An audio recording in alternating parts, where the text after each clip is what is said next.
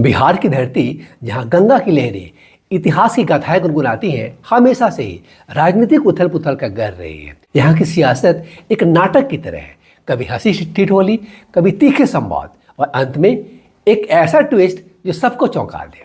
आज हम बात कर रहे हैं उस शख्स की जिसने इस मंच पर दशकों तक मुख्य भूमिका निभाई, नीतीश कुमार। लालू के जमाने से लेकर मोदी जी की लहर तक नीतीश जी ने बिहार की कुर्सी पर ऐसा कब्जा जमाया कि लगता था यह कुर्सी उनके नाम से ही जुड़ गई हो। लेकिन अब हवा में एक नया संगीत बज रहा है। राज्यसभा की चमचमाती सीट की ओर उनका कदम और पीछे छूटने वाली मुख्यमंत्री की गद्दी, यह सब कुछ एक नई कहानी की शुरुआत का संकेत दे रहा है। क्या यह बिहार के लिए एक नया अध्याय होगा या पुरानी सियासी बाजी का एक और मोड़? आइए इसकी गहराई में उतरकर तथ्यों और संभावनाओं के बारे में जाने आज के इस वीडियो में। नमस्कार, मैं आशीष शरण और आप देख रहे हैं अनजिप्ट। और अगर आप ये वीडियो फेसबुक पे देख रहे हैं तो फिर आप देख रहे हैं न्यूज अनजिप्ट। आइए इस वीडियो में आगे बढ़ते हैं।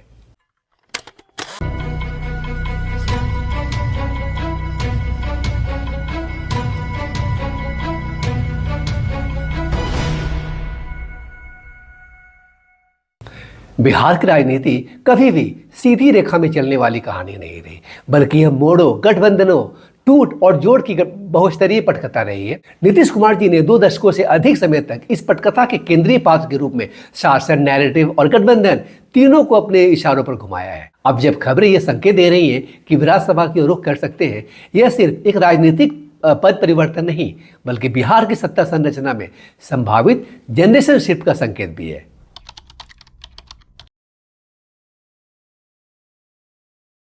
पिछले कुछ दिनों से पटना के सियासी गलियों में खबरें गूंज रही हैं कि नीतीश कुमार आज ही राज्यसभा के लिए नामांकन दाखिल कर सकते हैं। यह कोई अचानक लिया गया फैसला नहीं लगता फ्रेंड्स, बल्कि एनडीए के भीतर चली लंबी चर्चाओं का नतीजा है। बिहार विधानसभा चुनाव में एनडीए की जबरदस्त जीत के बाद जहां बीजेपी सबसे बड़े दलों में उभरी, सत्ता का संतुलन अब बदलने को तैयार है। नीतीश जी की उम्र और स्वास्थ्य को देखते हुए यह कदम एक सम्मानजनक विदाई जैसा लगता है। लेकिन सवाल यह है, उनकी गद्दी कौन संभालेगा? क्या यह जेडीयू का आंतरिक उत्तराधिकारी होगा या फिर बीजेपी इस बार सीधी कमान थाम लेगी? चलिए पहले जेडीयू की तरफ नजर डालते हैं। पार्टी के वफादारों में नीतीश जी का बेटा निशांत कुमार जी का जो नाम है सबसे ऊपर आ रहा है। हालिया रिपोर्ट बताती है फ्रेंड्स कि निशांत राजनीति में कदम रखने को तैयार है और संभवतः डिप्टी सीएम की जिम्मेदारी संभाल सकते हैं। यह एक पारिवारिक उत्तराधिकार की कहानी होगी। बिहार की सियासत में जहां पिता पुत्र की जोड़ी अक्सर कामयाब रही है, जैसे लालू तेजस्वी जी के, लेकिन क्या निशांत अभी तैयार हैं? जेडीयू के पास अन्य दिग्गज हैं जैसे ललन सिंह या संजय झा, पर नीतीश जी की छाया में वे पीछे रह गए। अगर जेडीयू ही सीएम बनाए रखे तो यह पार्टी की एकता का संदेश देगा, लेकिन एनडीए के अंदर बीजेपी के असंतोष को भड़का सकता है, क्योंकि बीजेपी ने चुनावी मैदान में ज्यादा मेहनत की और अब उनका हक मांगना स्वाभाविक है। अब चलते हैं बीजेपी की ओर। यहां संभावनाओं का द्वार खुला है। डिप्टी सीएम सम्राट चौधरी जी का नाम सबसे जोरों पर है। एक ऊर्जावान नेता जो पिछड़ी जातियों के बीच मजबूत पकड़ रखते हैं। उनके अलावा विजय कुमार सिन्हा जी, दिलीप जायसवाल जी, संजीव चौरसिया साहब और केंद्रीय मंत्री नित्यानंद राय जी जैसे नाम भी चर्चा में है। रिपोर्ट साफ कहती है फ्रेंड्स कि अगर नीतीश जी चले गए तो बीजेपी ही अगला सीएम चुन सकती है। क्यों? ऐसा क्यों?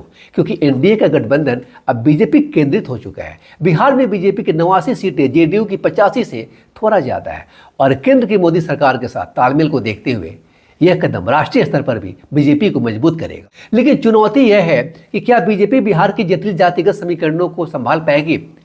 नीतीश जी की सुशासन वाली छवि को बनाए रखना आसान नहीं होगा फ्रेंड्स। मेरी नज़र में इस बार बीजेपी का पलटवार होगा।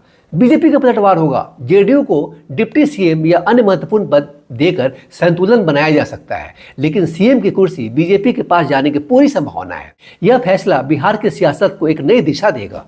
विकास पे जोर, केंद्र से मजबूत समर्थन, लेकिन साथ ही विपक्ष की आलोचना भी झेलनी पड़ेगी। याद रखिए, बिहार की कुर्सी कोई साधारण सिंहासन नहीं, यह एक ताज है जो हर पल चुनौतियों से जूझता है। अगर नीतीश कुमार वाकई राज्यसभा की ओर कूच करते हैं तो यह बिहार की राजनीति के लिए किसी एपीलॉग की तरह होगा, एक ऐसे अध्याय का विराम जिसमें विकास, सामाजिक समीकरण और गठबंधन की जो राजनीति है, सब कुछ एक ही नाम के इर्द गिर्द चुना गया। इसके बाद शुरू होगी नई पटकथा, जहां या तो जेडीयू अपने भीतर से नया चेहरा सामने लाकर नीतीशवाद को आगे बढ़ाने की कोशिश करेगी, या फिर बीजेपी पहली बार पूर्ण रूप से अपने मुख्यमंत्री के साथ बिहार की सत्ता संभालेगी। विश्लेषण की मौजूदा रोशनी में अगर देखा जाए तो हवा ज़्यादा हद तक बीजेपी के मुख्यमंत्री चेहरे की तरफ बहती दिखाई देती है, जबकि जेडीयू एक अहम लेकिन अपेक्षाकृत कमजोर साझेदार के रूप में सत्ता संरक्षण में फिट होती दिखती है। फ्रेंड्स, बिहार की यह सियासी हलचल हमें सिखाती है कि बदलाव ही अस्थायी है। नीतीश कुमार जी का राज्यसभा जाना एक युग का अंत नहीं बल्कि नए युग की दहलीज है। चाहे जेडीयू की परंपरा बरकरार रहे या बीजेपी नई हवा लाए, अंततः जीत बिहार की जनता की होगी अगर नई सरकार विकास, शिक्षा और रोजगार पर फोकस करे। तो फ्रेंड्स, आने वाले कुछ हफ्तों में जो भी नाम सामने आएगा वह सिर्फ एक व्यक्ति नहीं बल्कि बिहार की आने वाली दशक भर की राजनीति की दिशा तय करेगा। सवाल बस इतना है, नीतीश के बाद चेहरा कौन? अगर वीडियो पसंद आया फ्रेंड्स तो लाइक कीजिए, दोस्तों के साथ शेयर कीजिए और चैनल अनजिप्ड को सब्सक्राइब करना बिल्कुल ना भूलें।